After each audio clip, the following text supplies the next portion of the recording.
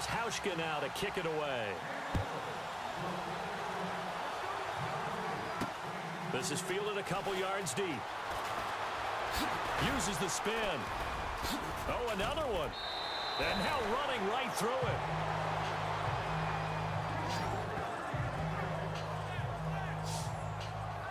Getting set to go again as we look at the back heading onto the field again. I guess it kind of goes without saying at this point, but he's had a great game, as we like to say, a nose for the end zone, no doubt. Continues to find it throughout this game, and I'm sure he's got a nice place to live. He might want to make an offer on the end zone for a second home because that's what it's been like throughout this contest. He knows how to get there, and boy, he looks happy when he does. He's already bought all the property in the end zone. That's the problem. He's going to sell to himself now. Now a handoff here to his running back. And he'll get this up to about the 40. It's a 7-yard carry to set them up with a 2nd and 3. Well, Brandon, pace comes into play now because they've got the advantage. They've got the football.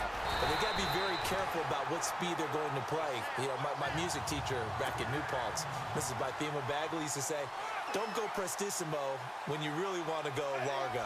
And what she meant by that is don't go too fast when you really want to go at a nice, slow, deliberate pace. I am speechless. I am without speech. He'll get a nice chunk there on the first down run, and it's 2nd and 4. Let's talk a little football 101 here because one of the keys to advancing the ball downfield, success on first down. Huge difference, as we know, between 2nd and 4 and 2nd and 8 and 9. Well, he got half of what he needed there, 2 yards, and it'll bring up a 3rd and 2 more. And he'll give it here to his running back. And that play goes nowhere. Taken down, losing yardage at the 50, right at midfield. It'll wind up being a loss of 2. And that's going to make it 4th down. Going to give this time to the tailback. And he's got the first down yardage before he's brought down at the 42. They'll give him 8 on the play, and they're able to pick up the conversion here on 4th down. Now they'll run it on the toss. And he stopped immediately there. No gain on the play. It'll be 2nd down.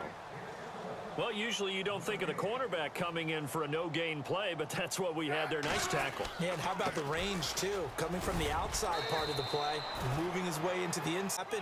No gain for the offense, big play for the defense. 1 yard, the official pickup there, so it's going to set up 3rd and 9.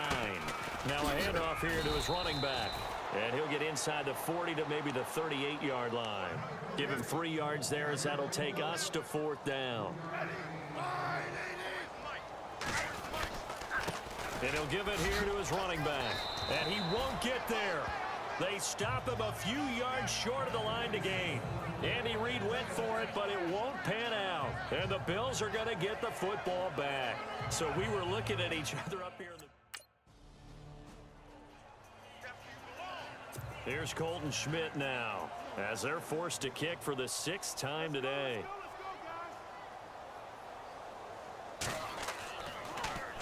He'll send this one into the Midwestern air, and it's a good one.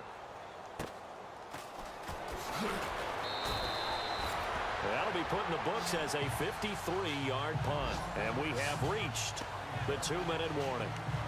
Now the Chiefs offense, they get ready to head on the field. And this game comfortably in hand. The scoreboard speaks for itself, but you still got your starting quarterback out there. When do you go to the backup, let him get some time? And that's one of the great questions in the NFL, Brandon, because I'm just going to tell you, in the 2015 season, I commentated on 3 games in a row that were blowouts. And in none of them did the starting quarterback ever come out of the game for the team that had a big lead. And in each instance, I asked the coaches later on, why didn't you do that? And they all looked at me and said, just don't really do that in the NFL. You know, these guys play, and we just play them all the way through. Now, in certain situations, they will take them out, but for the most part, they're not as worried and concerned about getting them out of the game, and that's always puzzled me a little bit. Now a handoff looking right. And he's into the clear. He's at the 40, the 20, 10, 5. And they are going to score again. Yet another touchdown as they just add to their totals. So another score there. And often you talk about the 3 phases of the game. Defense, offense, special teams. It's been a clean sweep in this one, hasn't it? It certainly has. They've been pretty dominant throughout this game. And privately, The head coach will add a fourth.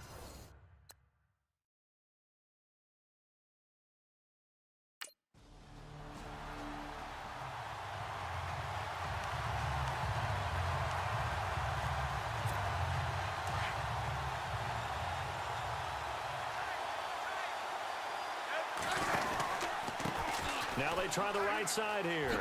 And some room to work. And he's going to fight his way forward here for a modest gain. Give him 5 on the carry there, and it'll be second down. And there's a run to be happy with. Good, solid yardage. He'll take that anytime you hand the ball to a back. And he's got some space here. All told, it's an even 30 and a first down. Do my eyes deceive me, or is he getting stronger as this game moves along? Burst seems just as good here in the fourth as it was way back in the first, doesn't it? I do believe someone put a lot of time in the offseason and continues to condition during the season in order to continue to carry the ball at this rate. And he will get into the end zone. It's another touchdown.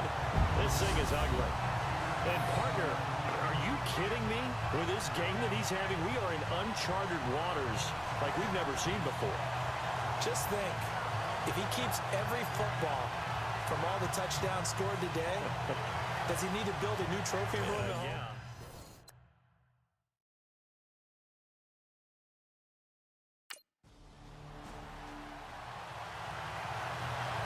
Yeah. Here's Colton Schmidt now as he's on to punt for Buffalo.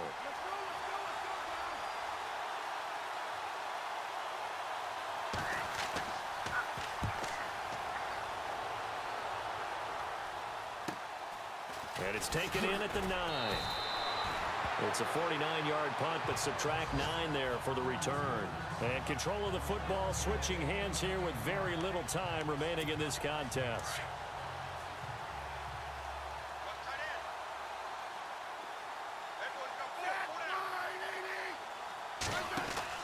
Throwing now, Smith. And he's going to find his man out of the backfield. That's complete. Defenders giving chase, but I don't think they're going to get there. And he takes it in for the score on the game's final play, so it doesn't affect the outcome, but a little whipped cream on top to their ending. Or as our friends in Bayou Country would say, that's a little lagniappe, a little extra on top. I've got to laugh here, and I really don't want to because the old school in me is not happy about this score this late, not necessary. Well, Charles, the forecast called for rain throughout the entire game, and we got rain throughout the entire game. But these two teams, they had fun getting dirty out there. They love the slop. Did you trust the forecast ahead of time? Are you one of those guys that's skeptical about it, or did you trust it? But when I saw just a big blob of green on the radar, I said, okay, let's trust. Yeah, and that's why I'm glad you took my advice. Got your notes laminated, because, you know, open-air booth, that rain can affect us as well, although not as much as the guys on the field. But let's face it, it's kind of fun to watch these types of games, isn't it? It is. By the way, how impressive is it that you travel with a laminator? I didn't even know there was a portable laminator. The things that you learn. Golly, wise beyond his years. So for the Chiefs, they get win.